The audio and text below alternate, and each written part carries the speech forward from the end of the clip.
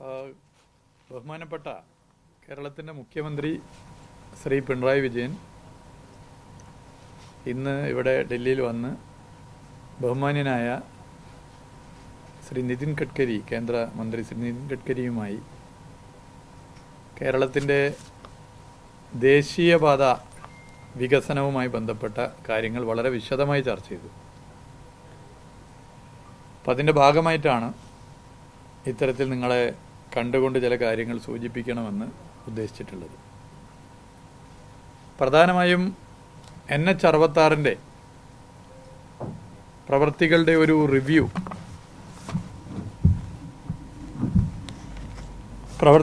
Review ഇതുമായി ബന്ധപ്പെട്ട് നടത്തുകയുണ്ടായി. ഇന്നലെ 3 മണിക്കൂറോളം നേരമാണ് തിരുവനന്തപുരത്ത് ബഹുമാനപ്പെട്ട മുഖ്യമന്ത്രി പങ്കെടുത്തുകൊണ്ട് NH-66 റിവ്യൂ നടത്തിയിട്ടുള്ളത്. ആ റിവ്യൂവിൽ വന്നിട്ടുള്ള പ്രോഗ്രസ്സും അതുപോലെ തന്നെ പുരോഗതി പോലെ തന്നെ ശ്രദ്ധിക്കേണ്ട ചില കാര്യങ്ങളും ഇന്ന് ബഹുമാന്യനായ ശ്രീ നിതിൻ ഗഡ്കരിയുമായി ചർച്ച ചെയ്തിരുന്നു.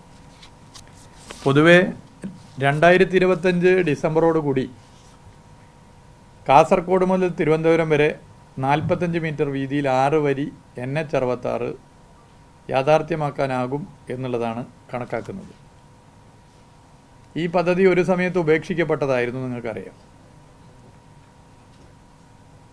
പിന്നീട് 2016 LDF സർക്കാർ അധികാരത്തിൽ വന്നതിന് ശേഷം പ്രധാനമന്ത്രിയുമായും ശ്രീ നിതിൻ ഗഡ്കരിയുമായും ബഹുമാനപ്പെട്ട മുഖ്യമന്ത്രി തന്നെ ചർച്ച ചെയ്യുകയും ആ ചർച്ചയിൽ ഭൂമി ഏറ്റെടുക്കലാണ് പ്രധാനപ്പെട്ട പ്രശ്നം. ഭൂമി ഏറ്റെടുക്കൽ ഒരു പ്രധാനപ്പെട്ട പ്രശ്നമാണ് എന്നുള്ളത് കൊണ്ട് തന്നെ കേന്ദ്ര സർക്കാർ സ്വാഭാവികമായും അതിന് പണം നൽകേണ്ടതാണ്. പണം നൽകാൻ തയ്യാറായില്ല. പിന്നീട് ഇന്ത്യയുടെ ചരിത്രത്തിലാദ്യമായി ഒരു സംസ്ഥാന സർക്കാർ ഭൂമി ഏറ്റെടുക്കലിന് പണം കണ്ടെത്തി. ദേശീയപാത വികസനത്തിൻ്റെ ചരിത്രത്തിൽ ആദ്യമായിട്ടാണ് ഒരു സംസ്ഥാന സർക്കാർ പണം കണ്ടെത്തുന്നത്. 5580 കോടി രൂപ അതിനുവേണ്ടി ചെലവഴിച്ചു. പിന്നെ അതിൻ്റെ പ്രവൃത്തി പുരോഗതി ഈ ഗവൺമെൻറ് 2021 മെയ് 20 അധികാരത്തിൽ വന്നതിന് ശേഷം എല്ലാ ആഴ്ചയിലും ഞങ്ങൾ പരിശോധിച്ചിരുന്നു. നാഷണൽ ഹൈവേ അതോറിറ്റി ഓഫ് ഇന്ത്യയുമായി ചേർന്നുകൊണ്ട് ഞങ്ങളൊരു ടീമായി സൈറ്റുകളിൽ പോയി, ഓരോ ജില്ലയിൽ നിന്നും മറ്റൊരു ജില്ലയിലേക്ക് യാത്ര ചെയ്ത് സൈറ്റുകളിൽ പോയി സൈറ്റുകളിലെ പ്രശ്നം, അവിടുത്തെ ജനപ്രതിനിധികൾ പറയുന്നത്, ജനങ്ങൾ പറയുന്നതൊക്കെ കേട്ടുകൊണ്ട് അല്ലാതെയും റിവ്യൂ ചെയ്തു. ബഹുമാനപ്പെട്ട മുഖ്യമന്ത്രി വിവിധ വകുപ്പുകൾ ഏകോപിപ്പിച്ചുകൊണ്ട് ഇതിൻ്റെ റിവ്യൂ യോഗങ്ങൾ ഇപ്പോൾ ഇന്നലെ നടത്തിയതുപോലെ തന്നെ ഇടയ്ക്കിടെ നടത്തുന്ന സ്ഥിതിയുമുണ്ടായി. അതിൻ്റെ ഭാഗമായി ഇപ്പോൾ പൊതുവെ എടുത്ത് പരിശോധിച്ച് കഴിഞ്ഞാൽ ഇപ്പോൾ ചെങ്ങളിൽ നിന്നും നീലേശ്വരത്തിലേക്കുള്ള പ്രവൃത്തിയുടെ പുരോഗതി 58% കഴിഞ്ഞിരിക്കുകയാണ്. നീലേശ്വരം മുതൽ തളിപ്പറമ്പ് വരെയുള്ളതിൻ്റെ പ്രവൃത്തി 50% പൂർത്തീകരിച്ചിരിക്കുകയാണ്.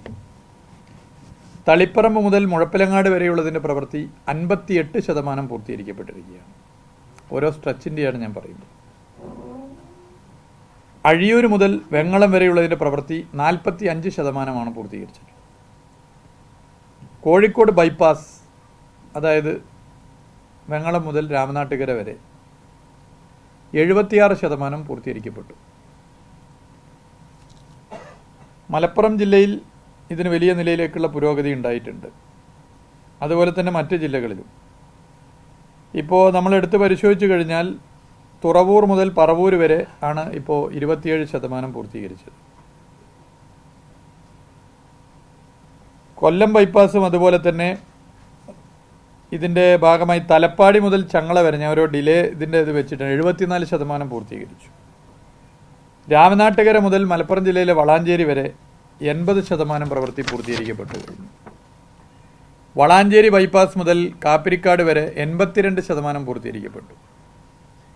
കാപ്പിരിക്കാട് മുതൽ തളിക്കുളം വരെ 49% പൂർത്തീകരിക്കപ്പെട്ടു. തളിക്കുളം മുതൽ കൊടുങ്ങല്ലൂർ വരെ 43% പൂർത്തീകരിക്കപ്പെട്ടു.